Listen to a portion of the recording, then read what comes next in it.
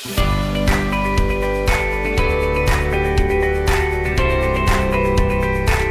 back if you've joined us from the previous session. On behalf of IIFL Home Finance, I'm pleased to welcome you to the third Awas Per Samvad session being conducted in association with the Ministry of Housing and Urban Affairs. Our co-host for this session is Chitkara University, Chandigarh, for which we thank Professor Kanika Bansal. Let me now introduce you to the moderator for this session, Mr. Monu Ratna, Chief Executive Officer and Executive Director here at IIFL Home Finance. I would like to first introduce the panelists. It's a very esteemed panelists which we have got to discuss the topic on this event. So I'll start with Professor Kanika Bansal. She is presently working as a professor and deputy dean of the Chitkara School of Planning and Architecture at Chitkara University. Our second panelist is Mr. Sandeep Virmani. He's again an architect by profession. Then we have the third panelist, Ms. Aparna Das. She's an urban planning professional working as a senior advisor with GIZ India. GIZ India is a German government-backed entity which does a lot of research in India. And I welcome Kanika, Sandeep and Aparna. Thank you so much. The topic for discussion for today's session is the role of indigenous housing technologies in transforming the Indian construction sector using local materials and practices. So Aparna, I would like to start with you.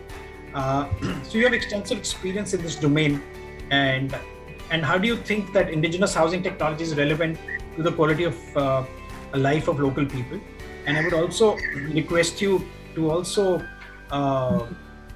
throw some light on inclusionary housing as well, because some of your aspects, your views on that, I found them very enlightening. Just to get to this point of Mono, I would say that when we are talking about standardization, there is a kind of an imagination we have that urbanization requires standardization, and the moment we do standardization, it is an exclusionary process. So all the materials that we are excluding, we are also excluding people associated with those materials. So like if I say that I do not work with mud anymore, that means I am killing the entire mud professionals, who have been doing work with mud. If I say that I do not work with brass anymore, and this standardization process as an architect, I always question that, why there is such a rush to standardize and who standardizes. And then I encountered schedule of rates.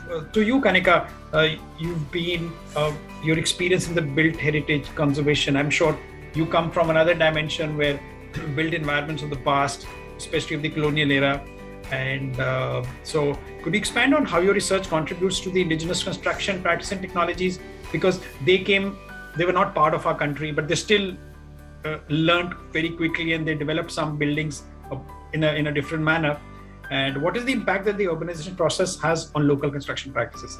So after you, Kanika. Coming on to the subject of interest, which is the indigenous construction practices, as a part of my research, where you rightly mentioned, sir, that it's the colonial heritage, and though they were Europeans by culture, but they came to India, and in a way they wanted to have a small England set up here in India, and that's why they chose these hill towns to be made. Now, coming on from a European or an alien area and coming and settling into a different regime would mean that they would have some part of their technologies being imported along with them, and of course overlap it with what exists in the setup in which you're trying to establish something new. So the research in which I am doing the culture of Shimla, the built heritage of Shimla largely talks about the indigenous practices and the local materials which were available there and which were already practiced by the local people. As you just mentioned, that it's not about practices, it's all about people, because all these practices, all these technologies emerge out of the needs of the people, emerge out of the local requirements and the, of course, locally available resources. And all these practices are definitely time-tested. So how these colonial people walked in, how these people understood the context in which they are going to build, and also bring in the context from where they originally are, is what is commendable and can be seen in a lot of colonial buildings across the hill stations which lie largely in the Himalayan foothills. So here the typical style of architecture that is prevalent in the hills of Shimla is the Kachpuni architecture. So this Kachpuni architecture largely uses stones and timber. The timber becomes the structural component, and the infills are done by the stones, stone masonry which are there. So both these materials were actually locally available materials and were abundantly available. And not only using these materials, but also using them to respond to the natural climatic conditions and also to the seismic conditions, such that they become earthquake resistant, but also the challenges which these indigenous people took on. And if we understand how these colonial people built, there was a lot of overlap of the construction technologies and practices which these colonial people did, which were already in practice by the local people. So the research that I'm looking at over here is also extended towards understanding the local knowledge that the people had and how the new construction systems or the new technologies have taken over because of the rapid urbanization and because of the needs of growth and development, because of the population inflation and because of the time lapses. So the answer to this question would also address how the stakeholders are involved in the process of this development, and during the process of this development, how the stakeholders look at these indigenous practices and incorporate them in the contemporary developments. Now, would like to ask Mr. Sandeep Virmani, you have built several structures for calamity-prone areas. How do you think these structures can be resilient to disaster in their respective zones? But I would also like to add, sir. Yeah, but coming to your second question on